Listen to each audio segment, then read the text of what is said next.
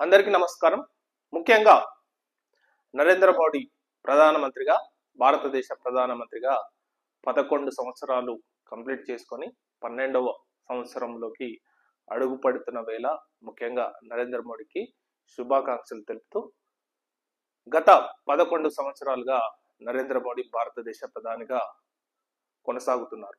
So అతను ఏ విధంగా పరిపాలిస్తున్నాడు అంటే 11 సంవత్సరాల క్రితం 2014కు ముందు అవినీతి ప్రభుత్వం అని చెప్పి చాలా విమర్శలు రావడం జరిగింది, పర్టికులర్ గా యూపీఏ గవర్నమెంట్ మీద.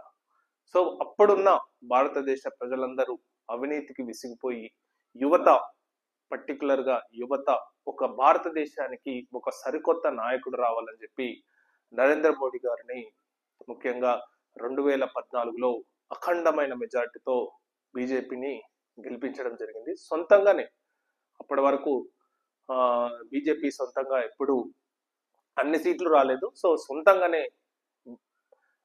ప్రభుత్వాన్ని ఫామ్ చేసి నరేంద్ర మోడీ గారు ప్రధానమంత్రిగా పరిపాలన కొనసాగించారు. సో ఆ తర్వాత టర్మ్ కూడా అఖండమైన మెజార్టీతో మళ్ళీ ప్రధానమంత్రిగా గెలవడం జరిగింది. సో మొన్నటి ఎలక్షన్లో మాత్రం కొన్ని సీట్లు అంతగా రాలేదు. సో లాస్ట్ వచ్చిన టర్మ్స్ కంటే కొంచెం సీట్స్ తక్కువ వచ్చినాయి. ఎనీవే ప్రధానమంత్రిగా మళ్ళీ కొనసాగడం జరిగింది. ఈ 11 సంవత్సరాల నరేంద్ర మోడీ భారతదేశ పరిపాలనలో ఏ విధమైన మార్పులు వచ్చాయి అంటే భారతదేశ ప్రజలు అప్పుడు 2014లో నరేంద్ర మోడీ మీద చాలా నమ్మకం పెట్టి వాళ్లకు ఓటు వేయడం జరిగింది, ప్రధానమంత్రిగా గెలిపించుకోవడం జరిగింది. మరి నరేంద్ర మోడీ ఆ భారతదేశ ప్రజల అభిష్టం మేరకు పరిపాలన ఎలా ఉంది, అతను తీసుకున్న ఫలితాలు ఏ విధంగా భారతదేశం ప్రజలలో మార్పులు తీసుకొచ్చాయి అనేది ఒక్కసారి మనం నెమరు వేసుకోవాల్సిన అవసరం ఎంతైనా ఉంది. సో మనం ముఖ్యంగా ఈరోజు ద ఇండియన్ ఎక్స్ప్రెస్ ఇంగ్లీష్ పత్రికలో ఈ ఆర్టికల్ రావడం జరిగింది. So 11 years of Modi government, the transformation and the road ahead, economic reform, infrastructure expansion and digital public goods have redefined India's development model and global standing. So particular గా ఒక మాటలో వీళ్ళు చెప్పింది ఏంటంటే ఎకనామిక్ రీఫార్మ్. సో ఎకనామిక్ సంబంధించిన భారతదేశం చూస్తే present గా భారతదేశ ఎకానమీ అనేది $4.21 trillion ఎకానమీ, అంటే ప్రపంచంలోనే 4th లార్జెస్ట్ ఎకానమీ. ప్రపంచంలో first economy America, second economy China, third economy Germany, 4th economy వచ్చేసి ఇండియా. సో ఎకనామిక్ పరంగా 4th లార్జెస్ట్ ఎకానమీగా భారతదేశం ఎదిగింది. ఇది ఒక పాజిటివ్. నెక్స్ట్ ఇన్ఫ్రాస్ట్రక్చర్ అంటే భారతదేశం almost $1 trillion $1 trillion above infrastructure మీద ఖర్చు పెడుతుంది. ముఖ్యంగా నరేంద్ర మోడీ దగ్గర ఉన్న మేజర్ ఎసెట్ ఏంటంటే ఈ పథకాలకు ఏవైతే సోమరిపోతులు భారతదేశంలో కొన్ని రాష్ట్ర ప్రభుత్వాలు ప్రజలను సోమరిపోతులుగా చేసే పథకాలను నరేంద్ర మోడీ ఎప్పుడు ఎంకరేజ్ చేయడు. ఈవెన్ గుజరాత్ గవర్నమెంట్ అంటే గుజరాత్ సీఎం గా ఉన్న నరేంద్ర మోడీ కూడా ఈ పథకాలతోని అతను ఎప్పుడు గెలవలేదు. ఇట్లాంటి ఫ్రీ బీసెస్ అని లిమిటెడ్ గా మాత్రమే ఇస్తాడు. కానీ ఇప్పుడు మనం చూస్తున్నాం అడ్వాన్స్డ్ టెక్నాలజీ అని ఇప్పుడు ప్రజెంట్ గా 2025లో నడుస్తున్నా కానీ కొన్ని ప్రభుత్వాలు ఇంకా గెలవడం కోసం ఫ్రీ బీసెస్ మీద చాలా డిపెండ్ అవుతున్నాయి. సో ఆ ప్రభుత్వాల గురించి మనం ఇప్పుడు మాట్లాడాల్సిన అవసరం లేదు. కానీ ముఖ్యంగా ఇన్ఫ్రాస్ట్రక్చర్ అంటే రోడ్లు. భారతదేశంలో రోడ్ల విషయంలో బీజేపీకి నిజంగా ఎప్పటి నుంచో వాజ్పేయి గవర్నమెంట్ ఉన్నా కానీ నరేంద్ర మోడీ గవర్నమెంట్ ఉన్నా కానీ ఈ రోడ్ల విషయంలో వాళ్ళకి చాలా ఒక ఇంత ఆసక్తి ఉందని చెప్పాలి. ఈ రోడ్ల విషయంలో ఇన్ఫ్రాస్ట్రక్చర్ విషయంలో చాలా డబ్బులు ఇన్వెస్ట్ చేయడం జరిగింది, రోడ్లను బాగా డెవలప్ చేయడం జరిగింది, నేషనల్ హైవేస్ ను ఎక్కువగా పెంచడం జరిగింది రోడ్ల విషయంలో. ఇంకా రైల్ను మోడర్నైజ్ చేయడం అనేది ఇప్పుడు మనం చూస్తున్నాం. వందే భారత్ రైలు కానీ, హై స్పీడ్ రైలు కానీ, బుల్లెట్ ట్రైన్ కానీ, అంటే బుల్లెట్ ట్రైన్ ఇంకా ఓపెన్ కాలేదు, అది ఇంకా స్ట్రక్చర్లో ఉంది, మేబీ 1-2 ఇయర్స్లో ఓపెన్ కాబోతుంది. సో రైల్వే స్టేషన్స్ను మార్చడంలో కానీ అతను చాలా దృష్టి పెట్టాడని చెప్పాలి. ఇంకా ఎయిర్పోర్ట్ ఎయిర్పోర్ట్లో భారతదేశంలో కొత్తగా ఎయిర్పోర్ట్లు చాలా ఏర్పాటు చేయడం జరిగింది. మన భారతదేశంలో ఎయిర్ అంటే ఒకప్పుడు ఎయిర్పోర్ట్కి వెళ్ళి విమానంలో ప్రయాణం చేయాలంటే అది కొద్ది మంది మాత్రమే ప్రయాణం చేసేది. కానీ ఇప్పుడు ప్రెసెంట్గా చాలా మంది ఇంక్రీజ్, అంటే ఎయిర్పోర్ట్లో ప్రయాణికుల సంఖ్య చాలా మటుకు ఇంక్రీజ్ కావడం జరిగింది. అంటే దీన్ని బట్టి చూస్తే భారతదేశంలో ప్రజలు అంటే ఇంప్రూవ్ అవ్వడానికి ఈ ఎయిర్పోర్టు ప్రయాణికుల రేషియోనే నిదర్శనమని చెప్తుంటారు. ఎందుకంటే విమానంలో భారతదేశ ప్రజలు కొన్ని సంవత్సరాలకు ముందు ఇప్పుడున్న సంఖ్యతో పోలిస్తే చాలా ఎక్కువగా ప్రయాణిస్తున్నారు. సో అదొక డెవలప్మెంట్ అనేది అదొక సూచన అనమాట. సో ఇందులో కూడా చాలా సక్సెస్ అయిందని చెప్పాలి. Next digital economy. సో ప్రజెంట్గా 2014 తర్వాత గడిచిన క్రమంలో ఒక 11 ఇయర్స్లో ఎంత డిజిటల్ ఎకానమీగా భారతదేశం ఎదిగిందంటే, 1 డేకు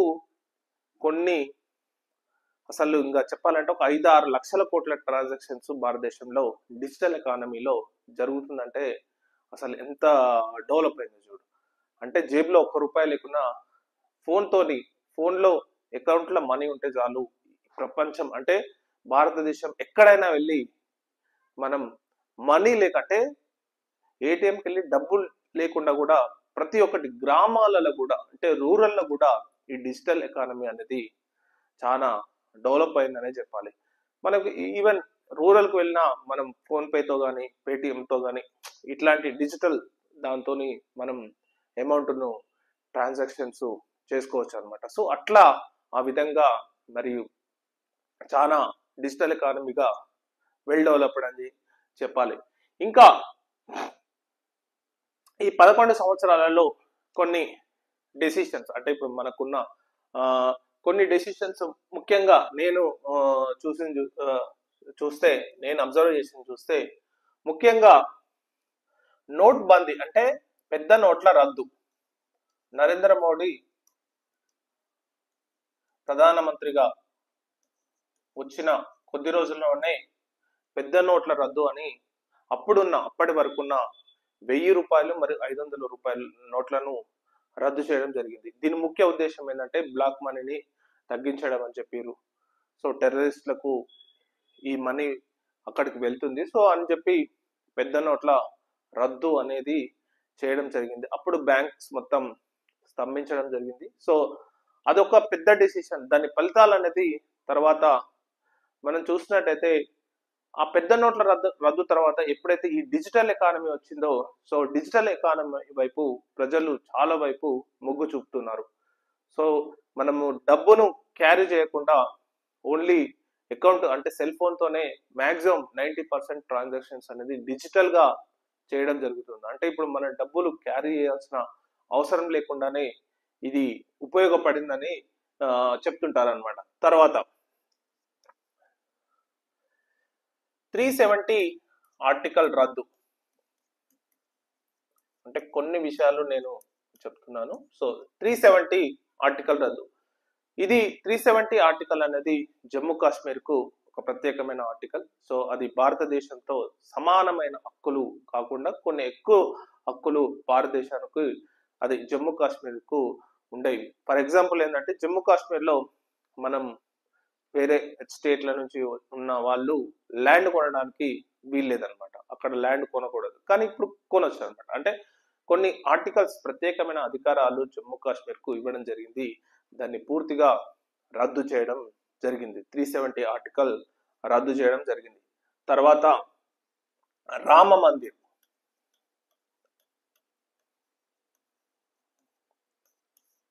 అయోధ్యలో రామ మందిర్ అనేది ఎన్నో సంవత్సరాలుగా ఎడదగని పంచాయతీ లెక్క అది కొనసాగుతుంది. అదొక సమస్య పరిష్కారానికి నరేంద్ర మోడీ పరిష్కారం చూపాడని చెప్పాలి.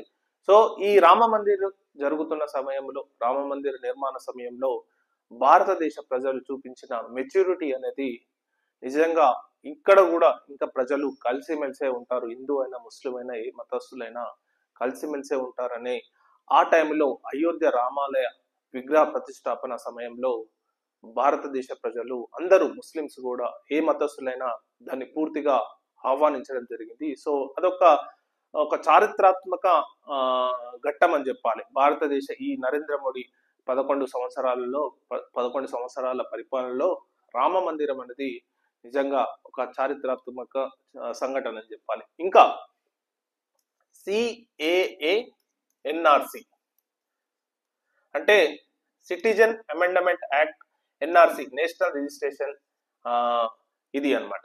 సో ఈ విషయంలో సిఏఏ మరియు ఎన్ఆర్సి కూడా అమలు చేయడం జరిగింది. ఈ ముఖ్యంగా భారతదేశ భద్రతకు సంబంధించిన విషయాలు. సో ఈ ముఖ్యంగా ఈ భారతదేశానికి సంబంధించిన భద్రతా విషయంలో ఎటువంటి లోపాలు ఉండొద్దని చెప్పి ఖచ్చితంగా వీటిని గట్టిగా అమలు చేయాలని చెప్పి ఈ యాక్ట్లను తీసుకురావడం జరిగింది. తర్వాత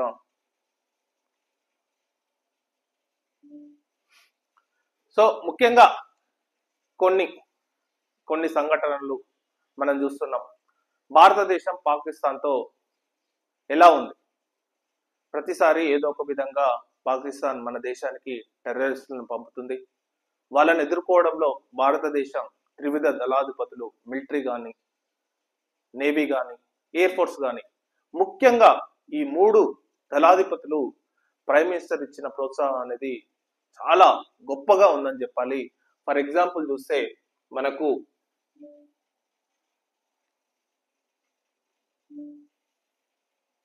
వాయుసేన అంటే ఆర్మీకి దాదాపు 6,50,000 కోట్ల బడ్జెట్ ను ఈ డిఫెన్స్ కు ఇవ్వడం జరుగుతుంది. అంటే అక్షరాల 6,50,000 కోట్లు ఈ డిఫెన్స్ కు ఇవ్వడం జరుగుతుంది. సో ముఖ్యంగా ఈ మిలిటరీ అంటే ఈ డిఫెన్స్ ను బలోపేతం చేయడానికి రఫాల్ ఫైటర్ జెట్స్ మరియు SU-400 రక్షణ వ్యవస్థ, S-400 రక్షణ వ్యవస్థ, ఈ 2 మొన్న జరిగిన ఆపరేషన్ సింధూర్లో చాలా కీలక పాత్ర పోషించాయి. ముఖ్యంగా రఫాల్ ఫైటర్ జెట్స్ ఫ్రాన్స్ నుంచి దిగుమతి చేసుకోవడం జరిగింది. S-400 వచ్చేసి రష్యా నుండి దిగుమతి చేసుకోవడం జరిగింది. సో ఈ 2 రక్షణ వ్యవస్థలు అనేది భారతదేశాన్ని కాపాడుతున్నాయని చెప్పాలి. ఆ తర్వాత ఈ G20 ఇంకోటి ఏంటంటే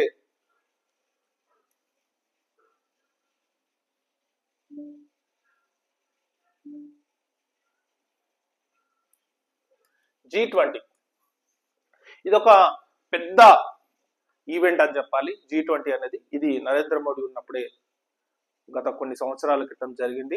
ముఖ్యంగా గ్రూప్ ఆఫ్ 20 కంట్రీస్ అంటే ప్రపంచంలోనే టాప్ 20 డెవలప్డ్ కంట్రీస్ అయిన అన్ని దేశాల వాళ్ళు మన దేశానికి వచ్చి G20 పైన డిస్కస్ చేయడం జరిగింది. సో ఈ డిస్కషన్ ను భారతదేశం అధ్యక్షత వహించడం జరిగింది. ఇది నిజంగా చెప్పాలంటే ఇది ఒక పెద్ద గొప్ప ఈవెంట్ అని చెప్పాలి. సో ఈ విషయంలో కూడా భారతదేశం చాలా సక్సెస్ఫుల్ గా నడిపిందని చెప్పాలి. సో ఎన్నో విషయాలు, ఇంకా చాలా విషయాలు ఉన్నా కానీ మనకు సమయాభావం వల్ల నేను అంతగా ఎక్స్ప్లెనేషన్ ఇవ్వలేకపోవచ్చు. కానీ ముఖ్యంగా మరి నరేంద్ర మోడీ ప్రధానమంత్రిగా అయిన తర్వాత మరియు కొన్ని రంగాలలో మాత్రం అద్భుతమైన ఫలితాలు అనేది భారతదేశం చూసిందనే చెప్పాలి. దాదాపు 25 కోట్ల మంది ప్రజలు పేదరికం నుంచి బయటపడ్డారని చెప్పి ప్రపంచ బ్యాంకు నివేదిక కూడా ఇచ్చింది. ఒక 25 కోట్ల మంది ప్రజలు అతి పేదరికం నుంచి, అంటే ఫుడ్ కూడా తినలేని పరిస్థితి నుంచి, సామాన్య అతి పేదరికం నుంచి ఒక మిడిల్ క్లాస్ లో ఉన్న వాళ్ళు అబోవ్ మిడిల్ క్లాస్ గా ఈ టైప్ గా భారతదేశం ఎదిగిందనే చెప్పాలన్నమాట. సో ఈ విధంగా ఎంతో కొంత నరేంద్ర మోడీ ప్రైమ్ మినిస్టర్ అయిన తర్వాత భారతదేశ అనేది కొంచెం ఎకనామిక్ గా ఇన్ఫ్రాస్ట్రక్చర్ గా అంత ఇంత డెవలప్ అయిందని చెప్పాలి. సో ఈ సందర్భంగా సారీ ఈ సందర్భంగా 11 సంవత్సరాలు పూర్తి చేసుకున్న నరేంద్ర మోడీకి శుభాకాంక్షలు తెలుపుతూ థ్యాంక్ యూ వెరీ మచ్.